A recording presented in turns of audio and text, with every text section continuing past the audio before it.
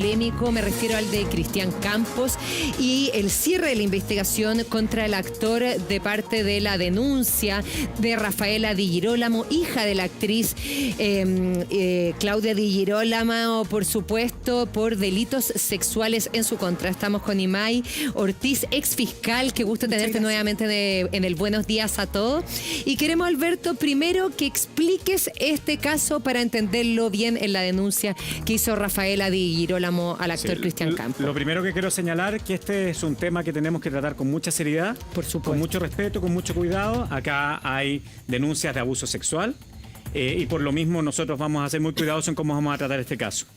Pero este caso nace hace mucho tiempo, en los años 90, podríamos decir, tiene sus primeros inicios, cuando Claudia Di Girolamo contrae matrimonio con Cristian Campos. Claudia Di Girolamo tiene una hija de un matrimonio anterior, que es Rafaela Di Girolamo, y además del matrimonio de Girolamo Campos nacen dos niños, Pedro y Antonio, uno de ellos actor.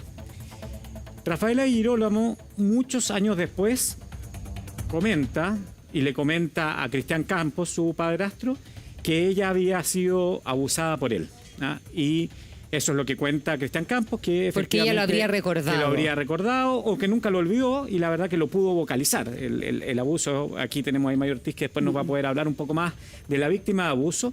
Y muchos años después, con la colaboración de la Fundación para la Confianza, en el año 2023, ella presenta en tribunales de justicia, en los tribunales penales antiguos, los tribunales del crimen, una denuncia por abuso reiterado. Ella es patrocinada por Juan Pablo Hermosilla, que lo conocemos. Juan Pablo Hermosilla, además de ser el hermano de Luis Hermosilla, ha patrocinado la gran mayoría de los casos que vienen a través de la Fundación para la Confianza. Este proceso ingresa y vamos a quedarnos aquí un momento para que podamos explicar. Porque la primera pregunta que yo tengo para Imay, y bienvenida Imay, además somos colegas de oficina, trabajamos juntos con Imay, ¿por qué esto va a la justicia antigua y no está con un fiscal, no está como todos los casos? Bueno, yo creo que esa es una de las primeras cosas que la gente se plantea, que por qué no hay un fiscal, que por qué no hay audiencia, etcétera.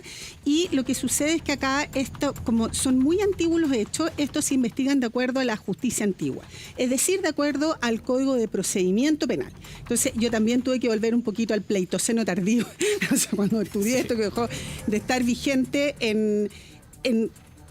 comenzó a estar vigente, a dejar de estar vigente en Chile en el 2000, pero fue paulatino, y en Santiago, que fue la región metropolitana, que fue la última, en el 2005, o sea, hace casi 20 años.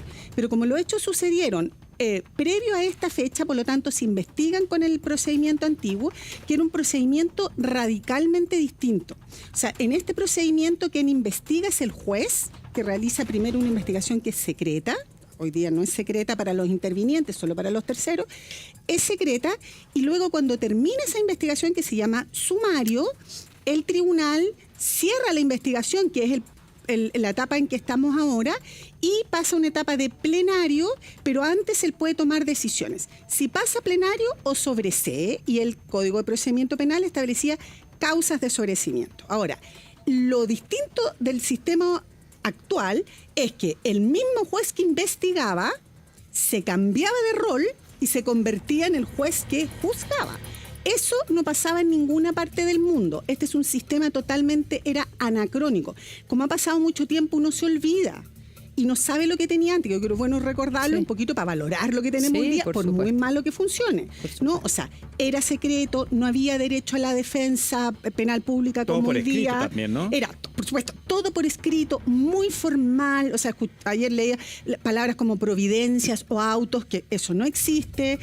Muy en secreto, digamos, uno no sabe cómo resuelve el juez. Hoy día las audiencias por regla general son públicas y por lo tanto en este momento si decide, ya sabemos que va a sobreseer. Quedémonos ahí en el procedimiento del sumario, porque ahí es donde nosotros estamos en este momento probatorio, digamos. Aquí en el sumario lo que está haciendo el juez es efectivamente tener determinados antecedentes, a ver si continúa después a las siguientes etapas que vamos a ver si finalmente Cristian Campos es sobreseído o no. Y es aquí donde efectivamente determinadas personas van a prestar su testimonio. Por supuesto, ¿quiénes prestan primeramente su testimonio? Rafaela Di Girolamo, que ratifica los hechos que ella describe en la querella. O sea, ella dice que ella fue abusada constantemente por su padrastro, Cristian Campos.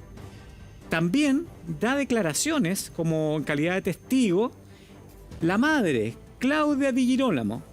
El relato de Claudia Di Girolamo, que lo hemos conocido por completo, está en el diario La Tercera. Yo insisto, creo que responsabilidad nuestra no es entrar en detalles, digamos, más íntimos, pero lo que sí podemos decir es que Claudia Di Girolamo ve un cambio radical en su hija entre la niñez y la adolescencia, que se transforma en otra persona y que luego encuentra incluso algunas fotos que son sugerentes entre Cristian, que hubiera tomado Cristian Campos de Rafael Di Girolamo, y eso la hace dudar en ese momento. No toma ninguna acción, pero eso es lo que ocurre. Ella dice, de hecho, en su denuncia, son fotos que incluso en esa época hubiesen sido mal vistas. Más que fotos, incluso, Sí, dice más que ella fotos. en una oportunidad, pero Exacto, bueno, sí. efectivamente, esa es parte de la declaración de Claudia Di Girolamo. Avancemos un poquito. Claro. y que usted nos explique lo que pasó. Después vamos a ir a la defensa de Cristian Campos, que también es bien relevante en este caso. Claro, y hay otras declaraciones importantes, y por otra parte hay un antecedente de hecho que no está en el proceso, es que los hijos de Campos y Di Girolamo, Pedro y Antonio, se ponen del lado de su madre y del lado de Rafaela. Por lo cual, en este caso, el acusado, esa es la nomenclatura antigua, el acusado, el querellado en la nomenclatura nueva, Cristian Campos, imputado en la nomenclatura nueva, queda bastante solo respecto a su grupo familiar en este momento. Después vamos a entrar a la defensa, porque entiendo que vamos a ver algo antes. Sí, porque Cristian Campos precisamente explica este distanciamiento. Obviamente siempre hay que dar las dos partes. Los colegas de La Tercera nos prestaron la entrevista, que es la única entrevista que ha dado Cristian Campos después de esta denuncia, y escuchemos lo que dijo. Ha sido devastador porque salpica a mi mujer, a mi hija, a la familia de mi mujer, que vivió algo similar, pero con una acusación real hace unos años atrás, a mi familia, a mis hermanos. Es algo de unos alcances inusitados. Uno lo ve en la prensa o lo ve en la televisión y dice, pucha, qué mala suerte, pero vivirlo es algo que yo nunca me imaginé que fuera a ser tan devastador, tan como, ¿cómo te explico? Como que me hubieran despojado. Me despojaron de mi vida, de mi trabajo. Me fui como un exilio, como... Yo me imaginaba que era como ir en un tren con amigos, trabajando, y de pronto paran en una estación, te bajas, el tren sigue y tú quedas ahí solo en la estación, detenido, y el tren sigue a 200 kilómetros por hora. Hay una sensación como de abandono, sin que tú sepas exactamente por qué te bajaron del tren. Mi mujer y yo sabíamos de esta situación hace mucho tiempo, desde que nos casamos. ¿Ya? Hace 14 años que Rafaela nos informó que yo la había abusado y que me iba a arruinar la vida. Y de ahí para adelante ha sido una cadena de 14 años de amenazas por distintos medios, por WhatsApp, por correos, por llamados telefónicos, todos muy agresivos, todos muy violentos, anunciándome que iba a hacer una denuncia por este supuesto abuso sexual que habría ocurrido 20 años atrás. Entonces sí, es como la crónica de una demanda anunciada. Esto no solo lo supimos, sino que lo hemos sufrido hace 14 años. Hay que hacer un poco de contexto. Yo a la Rafaela la conocí cuando tenía 3 años, ella, y estuve con ella hasta que me separé de su mamá y ella tenía 17 o 18. hasta ese momento, hasta donde yo entiendo, tuvimos una relación muy buena. Ella me decía papá, vivíamos familiarmente con mis hijos y ella y la Claudia, y a pesar de una adolescencia difícil, como son todas las adolescencias, con peleas con su mamá y tal, nosotros siempre tuvimos una muy buena relación, donde yo era prácticamente su papá. Y luego me separo de Claudia y me voy a vivir a una parcela y me llevo a mis hijos todos los fines de semana. Siempre estoy con ellos, los voy a dejar al colegio en la mañana porque me angustia mucho no estar con ellos. De ese momento para adelante, Rafaela, de alguna manera, supongo yo por sentido común, se puede sentir desplazada de la relación de paternidad que teníamos antes y empieza a mostrar, inaugura como un carácter un poco más beligerante conmigo y con mi polola. Yo me pongo a pololear y ella es muy hostil a mi polola. ¿Quién era tu polola? La Sandra O'Ryan. También actriz. Es actriz, sí. Y era bien incómodo porque ella era muy invasiva y era difícil para mí pololear porque estaba todos los fines de semana con mis hijos y de pronto llegaba Rafaela y era invasiva con ella. ¿De qué manera era invasiva con ella? Ella, por ejemplo, la Sandra me celebraba el cumpleaños y preparaba todo, invitaba a mis amigos, preparaba una torta y llegaba el momento de cantar cumpleaños feliz y aparecía la Rafaela con la torta y las velas cantándome cumpleaños feliz y le robaba de alguna forma toda la fiesta a la Sandra que se había esforzado junto a su hija a prepararme la fiesta. No le di mayor importancia, aunque me dificultaba mucho mi relación con mi polola. Después de mi separación siguió existiendo una relación de alguna forma de paternidad, donde ella recurría a mí cuando quería tomar un curso de inglés o comprarse ropa. Yo de alguna forma seguí siendo su papá porque su papá estuvo ausente. Y no me pareció grave, me pareció que se estaba adaptando a mi nueva situación de hombre separado con polola. Pero luego ocurrió en serio y yo me enamoré de María José, mi actual mujer, y me puse a pololear con ella. Y ahí Rafaela como que subió el nivel de hostilidad, era agresiva con ella. Nosotros nos casamos. La Rafaela va al matrimonio con sus 2 hijos. Ella ya había tenido sus mellizos, unos rusios muy buen mozo, y era puro amor y todo bien, pero esta cuestión fluctuante como ambivalente de amor y odio hacia nosotros. La Rafaela tiende como a invadirnos, especialmente a la María José, que recién había dado a luz. Quería su privacidad, estaba un poco agobiada por lo de su padrastro.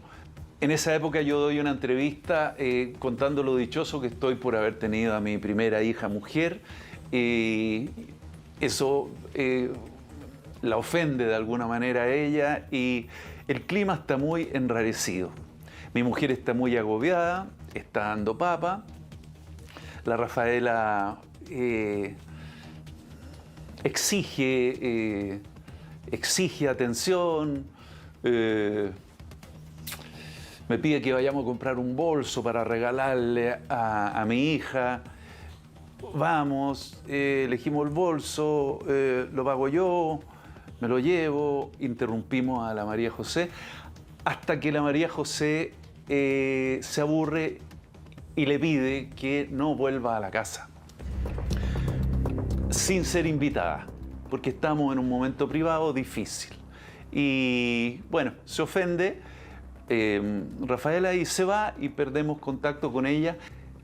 Pasa un poco tiempo y yo recibo el llamado de Rafaela, que me extraña porque estaba muy enojada con nosotros, donde ella me comunica que... ¿Tú dónde estabas ahí? ¿Lo recuerdas? Yo estaba grabando una película en el norte, una película sobre los mineros, los 33, pero una versión española que no vio nadie. Estaba yo ahí en la noche grabando y me llama Rafaela y yo le digo, Rafa, me dice, te llamo porque tuve un flashback y descubrí que yo también fui abusada por mi padrastro. El padrastro era yo. Vamos a seguir viendo, por supuesto, esta es una parte de la entrevista de Cristian Campos, si es que ustedes no la habían visto, y esta es una hora de entrevista que se da al diario La Tercera, también está transcrito, por supuesto. Vamos a seguir viéndolo en instantes, solo una parte de las versiones, siempre hay dos, lo vamos a tratar con mucho respeto, porque cuando suceden estas cosas yo lo encuentro lo más doloroso que hay. Aquí las familias de alguna manera se destruyen, se dividen, se separan, y para todas las partes es tremendamente dolorosa. Sigamos esta cronología de los hechos un poco y respecto a lo que cuenta Cristian también y Rafaela. Es muy importante contraponerlo de Cristian Campos, y ahí le quiero hacer algunas preguntas a Imai, porque la descripción que da Claudia Di Girolamo en su declaración sobre Cristian Campos es muy distinta a la que él declara cómo era la relación entre Cristian Campos y Rafaela Di Girolamo. Dice casi que Cristian Campos desde un inicio la dejó al lado, que nunca la consideró, que una vez, de hecho, incluso, no voy a repetir las palabras, ocupó palabras bastante despectivas con una niñita. Pero yo acá le quiero preguntar, Imai, porque en el inconsciente colectivo, lo hemos visto también en el caso Monsalve, se le quita a veces el valor a la denuncia tardía. ¿Qué pasa con las denunciantes de abuso sexual? El denunciar muchos años después, ¿por qué puede ocurrir esa situación? Tú has trabajado con muchas de ellas. A ver, yo creo que, bueno, concordando un poco, esto siempre en la familia es como una bomba atómica. Y se digregan y tampoco hay recetas, no hay. A veces los hermanos apoyan a quien denuncia, a veces al papá, a la mamá, o sea, no hay que sacar conclusiones respecto de la actitud que tomaron uno u otro. Ahora, efectivamente, cuando las víctimas o las víctimas que son abusadas respecto de una persona que al interior de la familia, o en general en la familia, también puede ser un hermano o hermana que están en la misma en horizontalidad, precisamente porque es alguien que ejerce poder sobre la víctima. O también a veces mucho temor y mucha culpa de romper la familia. Y por eso que existen normas especiales de prescriptibilidad y finalmente las denuncias respecto de niños y adolescentes son imprescriptibles. O sea, no prescriben nunca, pero hubo un periodo transitorio en que comenzaba a correr el tiempo una vez que eran mayores de edad. Esos son los motivos, y en general las víctimas de este tipo de delito, en que hay una demora. Sin embargo, creo que, y también hay distintas formas, o sea, que siguen relacionándose, que no hay recetas ni deberes seres. Sin embargo, de acuerdo a mi experiencia, creo que cuando se produce la develación, en general hay como la develación concreta, digamos, no insinuación, la develación concreta, hay en general alguna ruptura. O sea, hay casos en que en general voy a recibir un papá, mamá, porque es lo más común el papá, pero también puede haber una mamá abusadora, ¿no? Pero lo que se da más estadísticamente, y o la madre rompe, digamos, o si no están en vínculo, en general apoya hacer la denuncia en ese momento. Ahora, en la etapa que estamos ahora, se cierra la investigación en contra de Cristian Campos. ¿Qué significa eso? Bueno, de acuerdo al sistema antiguo, el juez tiene que tomar la decisión, ya anunciado, que va a solicitar el sobreseimiento. De acuerdo al sistema antiguo, y se ha establecido que tenía un sistema como de prelación, o sea, que había unas causales que iban primero. La primera es que durante el sumario no encontró, no había antecedente para establecer presunciones que acreditaron o dieran cuenta de la ocurrencia de los hechos. No dice que el hecho no existió, sino que durante la investigación sumaria no hay presunciones, porque así hablaba el código antes, presunciones de que el hecho existió. Esa no está en las causales actuales. Luego, que el hecho no es constitutivo de delito. En tercer lugar, está que se ha acreditado la inocencia. En cuarto lugar, que hay alguna causal de eximente responsabilidad del 10, que lo CODEMET, así habla el código, súper atrasado, claro, pero menor de 18 años, etcétera. Y después tenemos la prescripción, ¿sí? Pero ¿cómo? Ahora, obviamente a cualquier persona que es acusada de un delito, que siempre es complejo, ¿ah? Esto es doloroso para la víctima, pero también es complejo para una persona ser acusada de algo que ocurrió hace 30 años atrás. ¿Cómo se prueban los hechos negativos? Eso es súper complejo y doloroso. Vamos a ese lado, porque efectivamente hemos entrado mucho en la acusación de Rafaela de Girolamo, hemos escuchado también a Cristian Campos, pero tenemos que entender que acá hay una persona que efectivamente está siendo acusada de quizás uno de los peores delitos que te pueden acusar. O sea, ser abusador es muy grave, y donde Cristian Campos ha contado también con testigos, con declaraciones dentro del proceso del sumario que son muy relevantes. La primera de ellas, y que me gustaría señalar, y tampoco entrando en el detalle, por supuesto, por respeto a quienes han declarado, además porque esto es secreto y uno no debería conocerlo, pero bueno, se conoce por distintas razones, es María José Prieto. ¿Y por qué es relevante? Porque María José Prieto es una persona que comprobadamente fue víctima de abuso desde muy niña. Ella y su hermana. Y respetar ese dolor. Y entonces ella también describe un poco desde esa posición, de una posición de una mujer que ha sido abusada, y de ser hoy día la actual esposa, la actual pareja de Cristian Campos, y por lo mismo que conoce a Cristian Campos y cómo ha sido la relación también de él con digamos, en su entorno. Pero aquí entra un personaje que la verdad es que cuando uno lee la declaración uno dice esto es un chancho en misa, que es la señora Verónica Neumann, que la verdad que no tiene nada que ver, porque ella dice, mire, yo la verdad que no conozco a nadie de acá. Sí, contar primero eso, que ella es periodista, es la mamá de Simón Pesutich, y ella entra, que digamos, por los palos, así como cuando de repente llegan esos testigos que uno dice, bueno, ¿y por qué quiere usted aportar? Como lo de Mike Torsini de repente en algunos casos, que uno dice, ¿qué tiene que andar hablando en el caso Valdía? Bueno, aparece esta periodista y que dice en su declaración varias cosas, pero la relevante para el caso es que su hijo, que es actor, Simón Pesutich, habría sido amenazado por Pedro Campos, que también es actor. Y que son muy amigos. Muy amigos y actúa en la misma teleserie, que si Verónica Neumann daba alguna declaración, Claudia Di Girolamo iba a destruir la carrera actoral de Simón Pesutich. Eso está en una declaración firmada por Verónica Neumann. Yo hablé con Leslie Ayala, con la periodista que hizo la nota, porque fue muy criticada. La tercera, ante eso, publica completa. O sea, ellos tienen la declaración completa firmada por Verónica Neumann. Simón Pesutich dice que nunca fue amenazado por Pedro, de hecho salen algunas imágenes juntos, después las podemos ver. Sí, las han publicado ahora en Instagram, en el día de ayer. ¿Por qué quiero hacer relevante el punto más entrar de acá? Y vuelvo a lo del chancho en misa, porque al final la declaración de Verónica Neumann es para revivir un cagüín del año 90 entre Vicente Sabatini y Claudia Di Girolamo, donde entran también otros actores, etcétera, de la vida que llevaban, digamos, afectiva, amistosa entre todas estas personas. Entonces, ¿por qué lo quería hacer? Un llamado. Si usted no tiene nada que aportar en un juicio, no vaya a aportar al juicio, porque solo desvía de lo importante, que acá hay una posible víctima de abuso o que acá hay una persona que se le ha dañado gravemente su carrera ante una denuncia infundada. Exacto. Aprovechar de recordar que es súper importante y que para poner contexto siempre aquí nosotros no tomamos parte, es la justicia, tratamos de ser lo más objetivos posible entregando la información que corresponde, pero sí es muy relevante siempre 1451 fono de denuncia de violencia contra la mujer, si hay alguna mujer que está viviendo algún tipo de violencia, 1455. Sigamos viendo esta entrevista de Cristian Campos y vamos desglosando entonces el caso. Estaba yo ahí en la noche grabando y me llama Rafaela y yo le digo, Rafa, me dice, te llamo porque tuve un flashback y descubrí que yo también fui abusada por mi padrastro. El padrastro era yo. Ella diciéndome esto, yo la verdad es que no entendí, no me hice cargo del asunto. Le pregunté a qué se refería, y si estaba hablando en serio, que cómo, que cuándo, de qué estaba hablando, que qué es lo que era un flashback. No sé. Ella está muy alterada y me dice que no me da ninguna explicación y en cambio me dice que me va a cagar la vida con esas palabras y corta.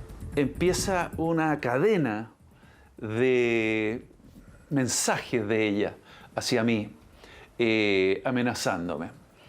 Por WhatsApp, que me va a denunciar, me escribe unos correos tremendos, me llama por teléfono cuando yo estoy comprando con mi hija en el mall para prohibirme que vaya a la playa, para prohibirme ir al teatro cuando ella va al teatro.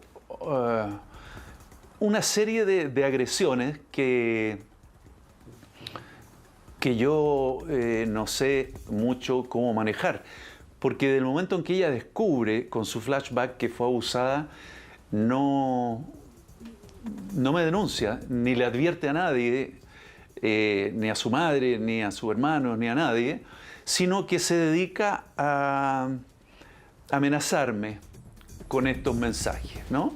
Que a mí me tienen sumamente inquieto porque yo estoy absolutamente seguro de que no participé en esos flashbacks o como sea que se llamen.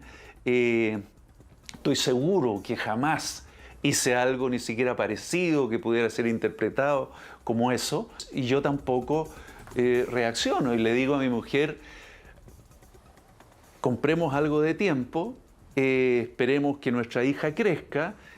Cuando esté en condiciones de nosotros explicarle de qué se trata esto, lo hablamos y lo abrimos y eventualmente hacemos una contrademanda porque esto ya era extorsión. Yo me pongo en contacto con Carlos Cortés, que es mi abogado, y le muestro los mails y le muestro el material y me dice: esto son delitos, tú te puedes querellar, pero para querellarme, decía yo, tengo que denunciarlo. Y ahí voy a aparecer como el presunto abusador y mi hija todavía no está preparada para esto. Ocurre el 2014, ponte tú, que muere mi madre, ¿ya? Éramos muy cercanos, yo estoy en la iglesia y aparece Rafaela. Y me abraza, llorando a mares, y me consuela, me dice todo lo que me quiere, insiste en acompañarme al cementerio, ¿ya? Yo estaba en un estado bastante lamentable porque estaba muy, muy triste y nadie entendía nada. Mi mujer no entendía este amor súbito que le había bajado. Volvía a esa conducta fluctuante y pendular de amor y odio, pero ya a un nivel que a mí ya me afectaba psicológicamente. Mi defensa maneja ciertas teorías, pero para eso estará el juicio, yo creo, porque no me parece irresponsable exponer teorías que no se han probado, porque la cosa va empeorando. Es decir, hay como un creyendo. Después del funeral de mi mamá, vuelven las amenazas y vuelven los mensajes, vuelven las llamadas, manteniéndome en un estado de alerta permanente. Pero de las amenazas privadas pasamos a otra modalidad que yo de repente descubro. Estoy grabando una teleserie y descubro por comentarios del elenco que la Rafaela está esparciendo rumores públicos en mi lugar de trabajo de que me va a demandar por abuso. Y me prometen seguirme contratando en los próximos proyectos, pero de pronto me doy cuenta de que no hay más proyectos para mí, ¿ya? Las marcas que yo representaba, ponte tú, me quitan su representación sin ninguna explicación.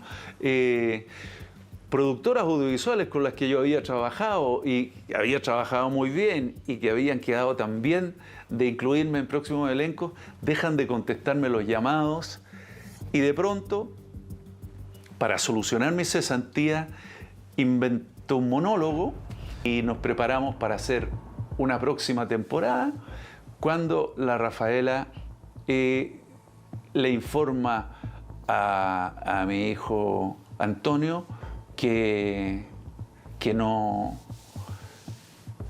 puede trabajar conmigo porque yo la abusé cuando chica. Y ahí habla Cristian Campos. Tenemos otro compacto más que vamos a dar, siempre las dos versiones, por supuesto, donde él dice las amenazas y dice que después de la denuncia y todo, quizás lo que podría ser, bueno, que hay que confirmar, obviamente, esta es la versión de él, pero que cuando muere su mamá, ella llega, lo abraza, le dice todo lo que quería y las amenazas que persistieron por más de 10 años, señalaba él. Nos habíamos quedado en las declaraciones muy importantes que fortalecían la posición de Cristian Campos y vamos a entrar un poquito más en aquello para ir siempre contrastando ambas posiciones, no tomamos parte por ninguna. Volvamos a primero la de María José Prieto. María José Prieto, su declaración es relevante porque ella señala que desde que ella inició la relación con Cristian Campos, empieza por parte de Rafaela Di Girolamo un cambio de conducta, por ejemplo, de imitación. Ella tomaba un look y Rafaela Di Girolamo tomaba el mismo look, etcétera, y que esto se fue acrecentando en el tiempo y ese tiempo es coincidente, y ahí le quiero preguntar a Imai. Cuando fue mamá, decía. Sí, con aquello, pero también con estas amenazas que inician hacia Cristian Campos. Amenazas que duran por mucho tiempo. ¿Eso tú lo has visto? ¿Es habitual que las amenazas duren por tanto tiempo? Sí, mira, dos cosas. Respecto del secreto, una vez que se cierra el sumario, deja de ser secreta la investigación. Así que está cerrado. Está cerrado, estaba cerrado, y eso entendí yo, que estaba cerrado, y él está pronto a dictar el sobreseimiento, no sabemos cuál es la causal. Claro, en esta, lo que de acuerdo a mi experiencia, sí, no me parece como haber visto de que alguien, o sea, hay personas, hay niños que develan a una edad, no les cree nadie, y después vuelven a develar de adultos. Pero lo que no me parece haber visto es que devele en un tiempo ya una persona adulta y después no haga nada, no denuncie, sino que pase un largo periodo como de te voy a denunciar o no, o sí, como esta cosa que para quien sufre la amenaza puede ser súper doloroso. Y aquí lo quiero ligar, por ejemplo, yo sí veo un sentido a la declaración de Verónica Neumann. Sí, eso quería, tiene que ver, déjame interrumpirte un segundo, sí. Que quiero explicar eso, porque iba a ir justo con Verónica Neumann, porque claro, yo decía lo de Chancho en Misa debido a que ella involucraba, digamos, más bien historias sentimentales, etcétera, pero sí efectivamente tiene un valor, y ahí te quería preguntar, ¿cuál es ese valor que tú ves en la declaración de Verónica Neumann? Porque también, claro, meterse en el, sino que en el caso concreto, pero ahí me hizo un poco sentido, es que ella, o sea, no ella, pero lo que yo creo que hay detrás, y no solo de la Fundación de la Confianza, yo lo quiero sacar un poco del caso concreto, y que es una manera de litigar a través de los medios de comunicación. Muy y que buen también punto. se hace en casos tan delicados por como supuesto, entonces litigas a través de eso y por lo tanto tratas de obtener, porque además esto ya se sabía que iba a terminar por prescripción, o sea, eso estaba todo el uso, sino que tratar de generar un juicio público, como de Fuente Ovejuna. Una condena, en el fondo. Una condena social. Exacto. Y creo que incluso Murillo, ¿no? Acusó el golpe. ¿Quién es Murillo? Porque ayer Murillo, Perdón, el actual director de la Fundación de la Confianza. Víctima de Caradima. Víctima de Caradima, que ayer me pareció leer una declaración que dice que acusa un poco el golpe. Sí, yo creo que tenemos que a lo mejor revisar un poco las formas. Porque como probablemente en los casos prescritos se sabe de antemano que no se va a lograr una condena, pero logras una sanción social, ¿no? Donde él dice que le destruyeron la vida porque nunca más tuvo trabajo. María José dice lo mismo. Y como que los aíslan, decía, el tren sigue a 200 kilómetros y tú te quedas abajo. Lo último, y creo que no es también baladí olvidar, porque sucede mucho que en Chile existe el delito de denuncia falsa. No es solo, antes estaba la denuncia calumniosa, pero ahora existe denunciar maliciosamente hechos falsos, incluso administrativamente, incluso faltas disciplinarias o infracciones administrativas. Es un delito, además de la obstrucción a la investigación que aportar antecedentes falsos. Entonces, eso hay que tenerlo presente. De todas formas, no estamos diciendo que eso haya ocurrido necesariamente, lo vamos a ver también en los próximos días. Cristian Campos tiene el derecho, si efectivamente es declarado inocente, a ejercer esas acciones. Me gustaría, eso sí, señalar también nuevamente, volvernos un poco al mundo de Rafaela Di Girolamo, como ella sustancia también su denuncia. Porque sí, yo veo ahí un valor importante en la coincidencia de relatos entre la madre y la hija. Hay una coincidencia bastante de cómo efectivamente Cristian Campos se habría provocado con ella, y efectivamente existen estas fotografías que no son develadoras de abuso, pero claro, yo cuando las describen, yo no las he visto, pero con la descripción que hace Claudia Di Girolamo de la fotografía, yo creo que cualquier padre, digamos, cualquier madre diría, mira, esto efectivamente no corresponde. Hay algunos efectivamente antecedentes que no están claros, como por ejemplo si efectivamente existió ese encuentro desnudo, digamos, entre Rafaela Di Girolamo y Cristian Campos. Él dice que no, Claudia Di Girolamo dice que sí. Él lo dice en la entrevista, ojo, Sí. ya lo vamos a ver, pero como estamos hablando de esto, lo voy a adelantar. Sí. Porque él dice una cosa así como: ¿ustedes creen, conociendo a Claudia Di Girolamo, con la personalidad que tiene, con lo italiana que es, con lo fuerte que es de carácter, si ella alguna vez hubiera visto algo que yo le hubiera hecho a la hija o que me hubiera pasado la raya, ella lo hubiera permitido y hubiera seguido conmigo? Eso jamás. Ya vamos a ver esa parte de la entrevista porque se refiere precisamente a eso también. Es que sabes que ahí, y yo por eso, yo soy profesor, trato de ser lo más esquemático y claro, y por eso puse a todos estos nombres alrededor: Cristian Campos, Claudio Di Girolamo, Vicente Samatini, también Verónica Neumann, porque si bien acá estamos, todos son adultos, Rafael Di Girolamo hoy día también es adulto, hay a veces un adultocentrismo de tratar de centrar el conflicto penal en otro tipo de problemas.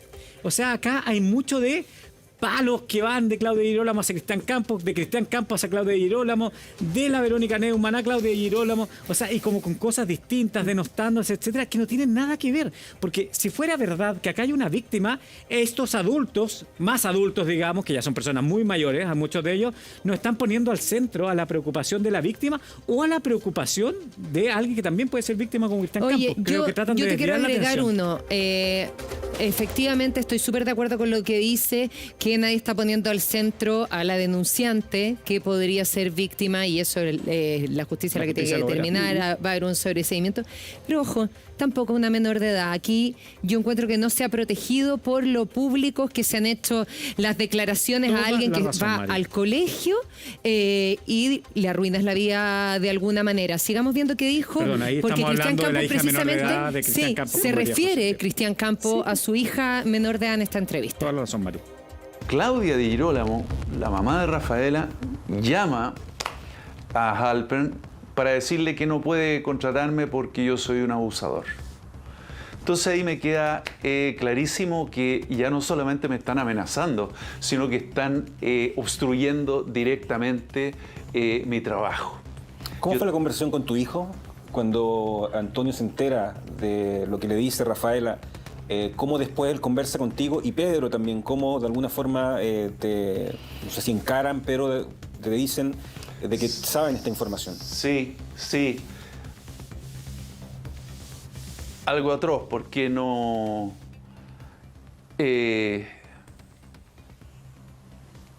ellos me dicen lo que les ha contado Rafaela, sin dar detalles. Yo les pregunto cómo, qué, y ellos me dicen solamente es que ella tiene los síntomas de una mujer abusada. ¿Ya?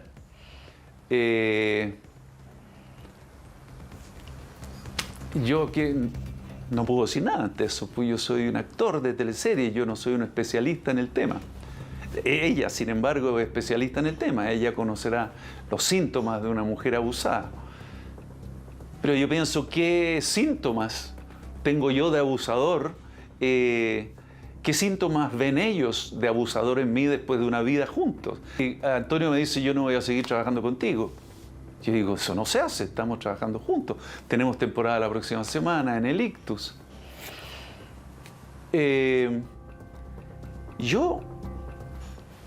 Gente cercana y más sabia que yo, me hace entender que es natural, que ellos no tenían otra alternativa. ¿Por qué? Porque me dicen, ellos son millennial, ellos se deben a su tribu. Esa generación a la que ellos se deben, con la que ellos trabajan, es una generación muy reactiva a todos los temas de género, a la defensa de las minorías. Es la generación que inventó el macho violador.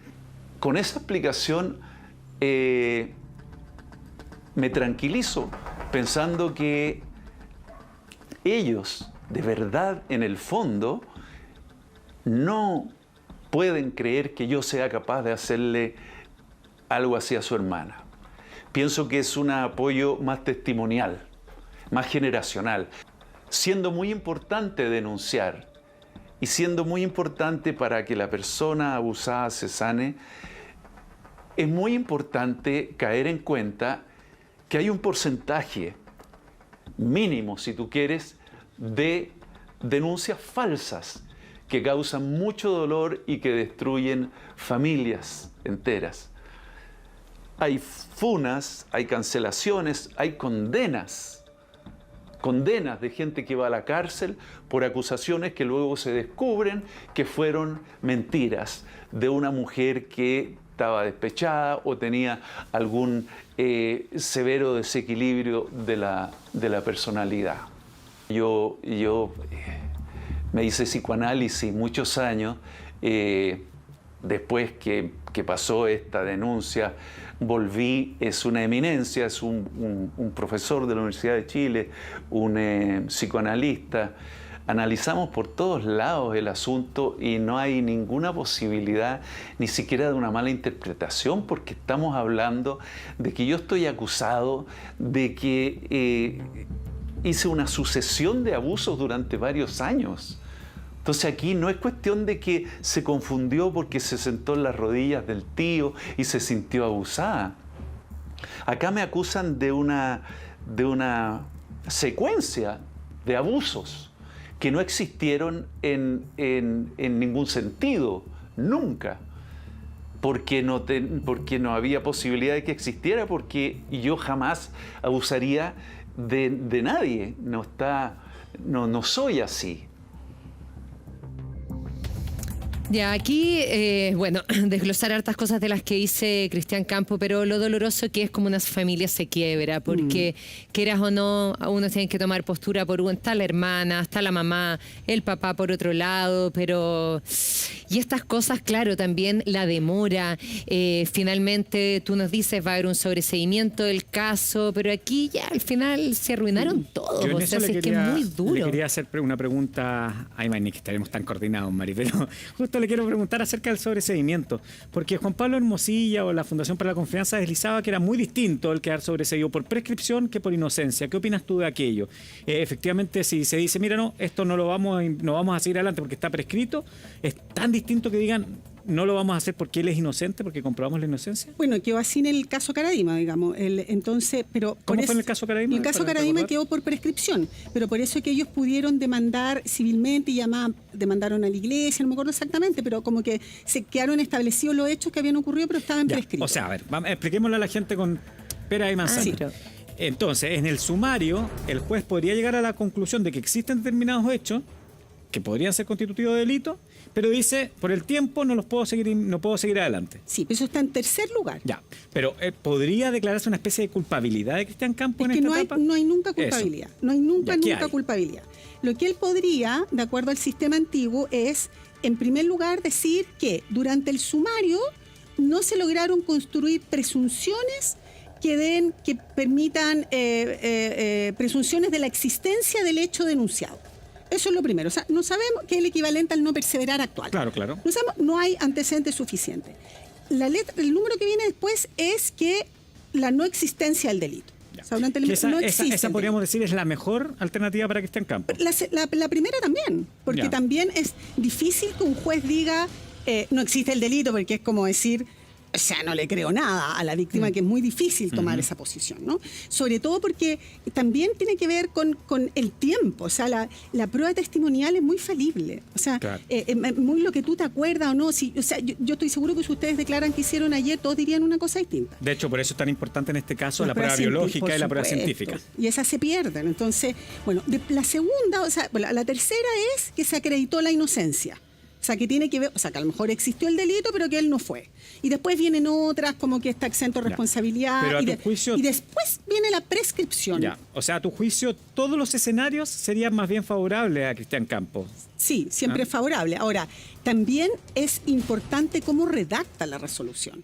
Como dice, cerramos el sumario y tenemos todos estos antecedentes, porque va a describir qué dice acá. Declaró tanto y dice esto, declaró. Entonces, muy buen eso punto, Imai, porque tú tomabas el caso Caradima. En el caso Caradima es muy similar. O sea, efectivamente los hechos estaban prescritos, pero sí se logra acreditar en los relatos que los hechos sucedieron. Bueno, ahí estamos hablando de muchas víctimas, contestes en el tiempo, etcétera. O sea, se logra ver un patrón de conducta. De hecho, incluso hay gente que habla, que declara en el proceso, que colaboró, que estuvo ahí presente, etcétera. Entonces, este caso es un poco distinto porque la prueba testimonial es súper acotada y además es la madre, es la actual esposa, etcétera, que no significa que sean testigos en lo penal que no sirvan, en lo civil no servirían esos testigos, en lo penal sí sirven, pero como tú bien dices, el testigo no es quizás la mejor prueba para comprobar delitos. Ya, pero es un buen ejemplo el caso Caradima.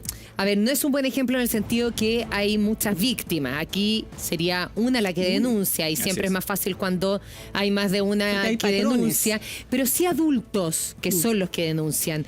Entonces, al ser adulto y que, por ejemplo, aquí haya prescripción y diga, no, aquí no se logró acreditar nada, no hay tanto, ¿por qué podría en este caso como prescribir de manera distinta de que no se acredite nada?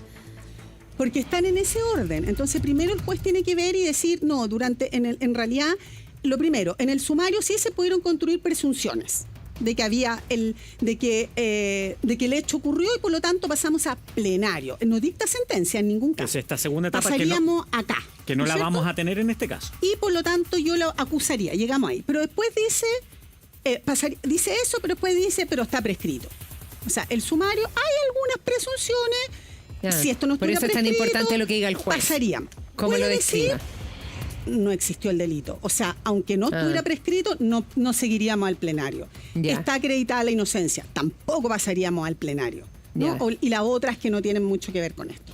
Por lo tanto, es importante la resolución, ¿no? Cómo resuelva y cómo valore los testimonios, que yo creo que en general la prueba testimonial es un poco es débil. Por eso hoy día se ha desarrollado mucho las pruebas científicas, ¿no? Cada vez más. La prueba de ADN es muy relevante. ¿Por qué dice que la testimonial es débil? Porque no es porque la gente mienta, sino que las personas miran los sucesos normalmente desde donde están. También porque el tiempo hace que uno interprete y valore las cosas de una manera distinta. Y de hecho yo les aseguro que, por ejemplo, si ustedes ahora le toman una declaración de qué sucedió el lunes, van a tener tantas visiones o declaraciones como personas hay acá. El arte de olvidar, un gran libro para entender por qué la mente va seleccionando todo esto. Por eso que es la prueba testimonial es necesario corroborarla. Ahora, por ejemplo, que cuando hay más personas, que en el caso Caradima, es relevante porque se generan patrones. Claro. O sea, actúa así. Entonces, claro, cuando puede haber matices de cómo ocurrió algo, siempre lo va a haber. Pero a este le hizo esto, a este... Las víctimas se parecían... Siguiendo con tu línea, y aquí le quiero preguntar a los dos, ¿es posible en un caso que una persona haya abusado solo de una? Porque, como tú bien dices, en general el abusador tiene patrones, pero esto... ¿sucede en general en una persona o en general tienen más de una víctima? Por supuesto, si lo que pasa es que uno siempre cree que el abusador sexual es un psicópata, un enfermo mental. Claro, no que es así. permanente. Puede haber sido una sola persona. Es como el homicida, tampoco claro. hay homicidas que matan a una víctima por una razón y o por ninguna. Pero... Y ya en general, porque el abuso, y por eso que el abuso, sobre todo al interior de la familia, tiene que ver con que vivimos en una familia con diferenciales de poder al interior de la familia. Entonces, el abusador lo hace porque sabe que puede. De los niños o de la mujer donde hay diferenciales de poder, y por eso tiene que ver con la violencia en general de género. los casos que conocemos que están condenados es más de uno siempre. No. ¿Los Hay, públicos? por ejemplo, claro, es que se han hecho públicos. Lo que pasa es que hay juzgados y fiscalías de Arica a Punta Arenas y uno no sabe mucho lo que pasa. Bueno, en es otro verdad lado. también, uno pero en conoce general, los públicos. Lo que sí es común es que la mayor parte de los abusos o los delitos sexuales ocurren en el entorno cercano de la víctima. O en la familia, o en la escuela, o en la iglesia, gente cercana, porque es con que se permite esa relación, la confianza. Pero no necesariamente con patrones. Por eso que también esto de que es una persona enferma, no es una persona enferma. Es una persona que siente que tiene poder.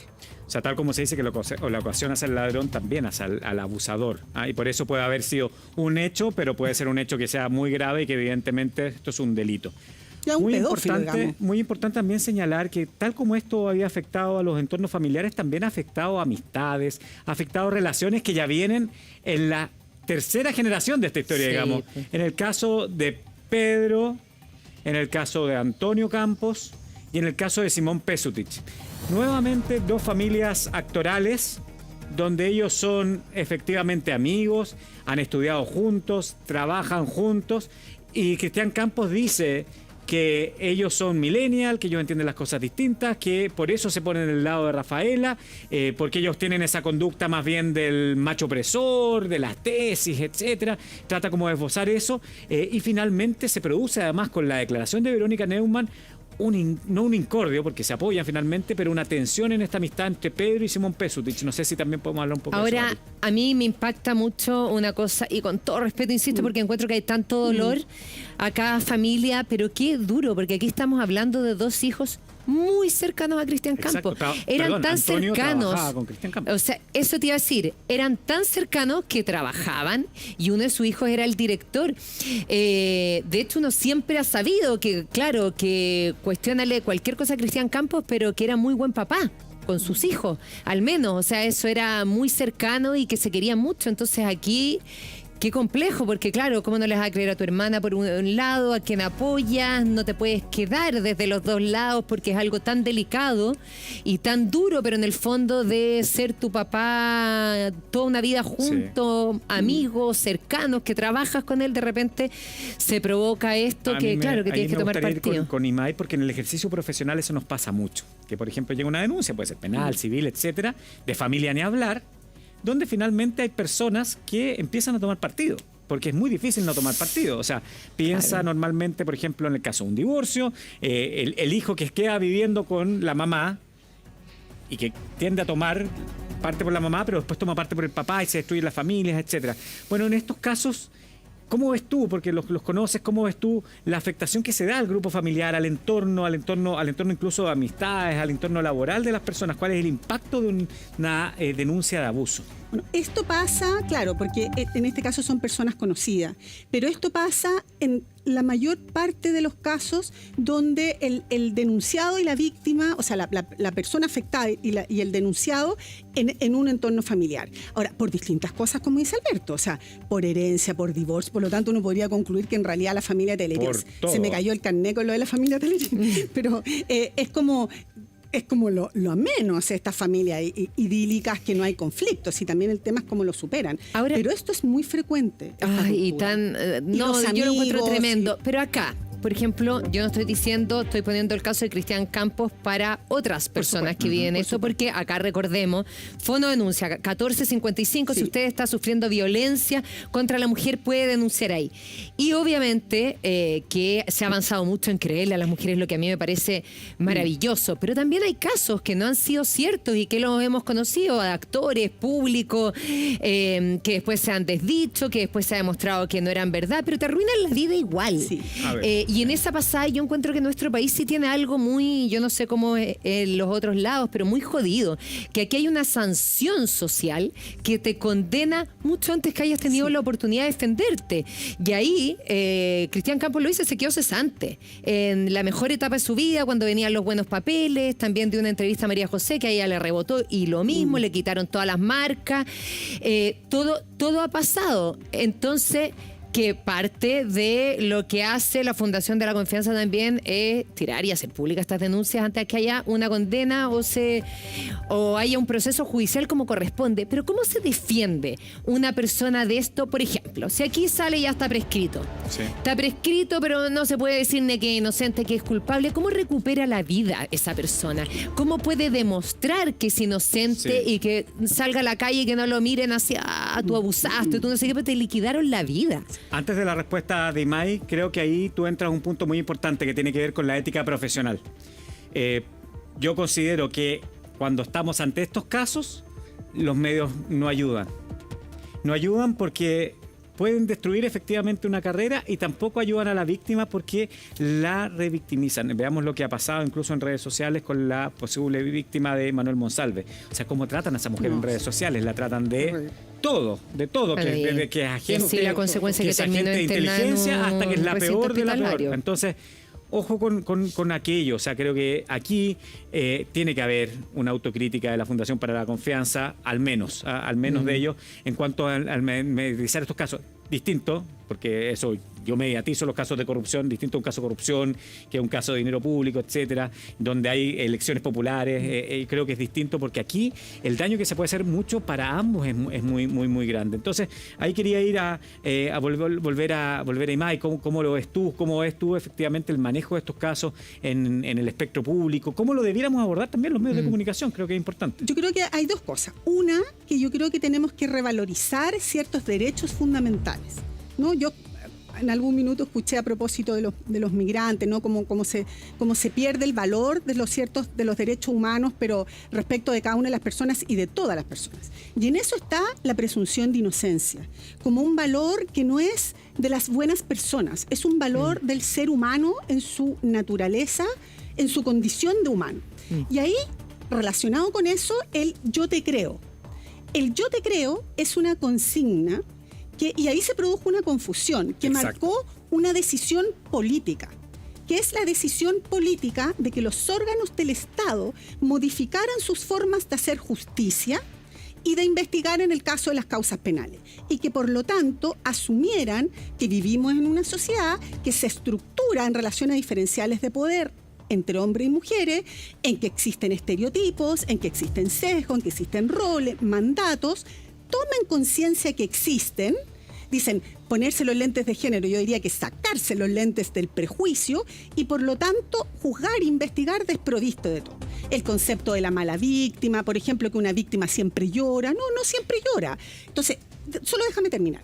Pero esto sin duda y sin ninguna discusión no deroga la presunción de inocencia. Esto tiene que ver con el trato. No se basa en que alguien, una víctima, denuncia y es verdad. Acá la fiscalía no es que crea o no crea. Tiene el principio de objetividad, que es investigar lo que beneficia la imputación y aquello que beneficia la teoría del denunciado. No es eso, sino que tiene que ver con el trato.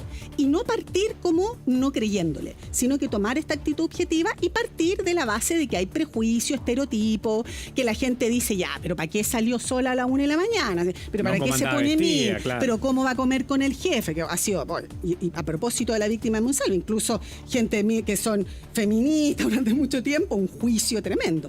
Eso es, pero es una consigna que lleva a una decisión política de implementar políticas de Estado en justicia y en distintas áreas que permitan tomar conciencia de los estereotipos, de los sesgos, para tomar medidas que eliminarlos a la hora de investigar y juzgar. Pero convengamos que como en tantas cosas, el péndulo a veces se nos fue para un lado u otro. O sea, efectivamente nosotros vivíamos en una sociedad donde una mujer golpeada iba a la policía y le decían, bueno, ¿y qué fue lo que hizo usted para que le pegaran? ¿Ah? Sí. O váyase, si aquí no hemos tenido tantas denuncias. Ni hablar lo del abuso, el cómo se viste, cómo andaba, vestía, etcétera. Al otro lado, a creer que cualquier persona que pone una denuncia, por solamente el hecho de poner una denuncia, ya declaró la culpabilidad del otro. Sí. Y tenemos que llegar, por eso está bueno este espacio, que podamos hablarlo, a un equilibrio donde efectivamente se respete el principio de inocencia, la presunción de inocencia, y la dignidad. La justicia actúe objetivamente, porque también los medios de comunicación muchas veces empujamos para que vaya para allá, vaya y métala, pero tampoco volver al otro lado, porque efectivamente en otros casos, no en este, se es súper cruel con la víctima.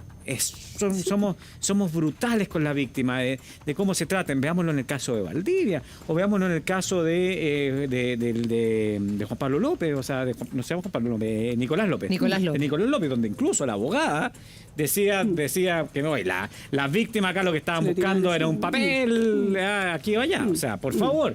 O sea, ni un lado ni el otro. Presunción de inocencia, principio de objetividad, para que se descubra la verdad, pero sobre todo para que tengamos también como sociedad una señal de no hacer denuncias infundadas si las fueran, y si son fundadas, de efectivamente poner a la víctima en su lugar, repararla y que no se vuelva a abusar de más mujeres ni de más niños en nuestro país. Y tratarla dignamente en el proceso. Por eso, por ejemplo, está la ley Antonia, donde, por ejemplo, en los medios de comunicación hay medidas de protección respecto de las víctimas, hay medidas para tomarle una declaración y que no la repita. Se han ido tomando medidas que tienen que ver con este trato digno, que no es lo mismo que creer a todo evento. No es claro, pero lo que yo les preguntaba a ustedes como abogado, ¿cómo limpia el nombre una persona si es que finalmente puede salir ni chicha ni limona, no se sabe. Prescribió, no hay suficiente antecedente, pero tampoco decimos que es inocente. O sea, ¿cómo esa persona puede reivindicar su nombre si ya está así de manchado? Que dure y que buena pregunta. Mira, afortunadamente no vivimos en Corea del Norte, donde hasta 6 generaciones después, si apoyaste a los japoneses, sigue creyendo que apoyaron a los japoneses y vive en una cárcel. O sea, ese es el extremo. Pero acá se vive por distintas cosas. Todos saben cuál es mi apellido. Yo tengo un tío de 5º grado que tuvo un problema de abuso sexual en la iglesia y la cantidad de insultos que me llegan todos los días es impresionante cuando a alguien no le gusta una declaración. Preche, no sé qué. Entonces yo veo que cuando además, imagínense que yo tengo una relación cero con ese señor, lo vi una vez en mi vida en una misa. Imagínate cuando te acusan directamente, como Cristian Campos. Y si Cristian Campos llega a ser inocente, yo creo que Cristian Campos lamentablemente nadie le devuelve todo lo que perdió económicamente, todo lo que perdió socialmente. En ciertas personas va a quedar siempre la duda. Van a decir, no, es que fue prescrito, nunca se pudo investigar. Seguramente eso va a ser lo que el abogado va a sostener. Acá no se acreditó nada, va a decir, en un proceso que él inició. Entonces creo que es muy difícil resarcir. Pero el sistema jurídico chileno sí tiene determinados mecanismos para poder reparar en cierta forma esa inocencia que fue violada, digamos. ¿Y cuáles son esos mecanismos? O sea, bueno, tú sabes más del recurso de protección, si es que sale mucho claro, en la prensa, etcétera, de la honra, pero también está el delito de poner denuncias falsas, ¿no? Habla de maliciosamente, pero quien denunciara falsamente un hecho, incluso administrativo, como lo señalé, o sea, una falta administrativa, y también está el delito de obstrucción a la justicia, que es cuando se aportan antecedentes, se obstaculiza la investigación aportando antecedentes falsos, ¿no? Ese delito está un poquitito ligado más bien a la investigación de la Fiscalía que aquí no operó, pero sí la denuncia falsa. Y ese delito no está prescrito, aunque el anterior sí, porque sería un delito que se cometió ahora. Y May, llamamos a Cristian Campos, nos contestó el teléfono, vamos a conversar en exclusiva con él para el Buenos Días a Todos, pero hacemos una breve pausa y ya regresamos.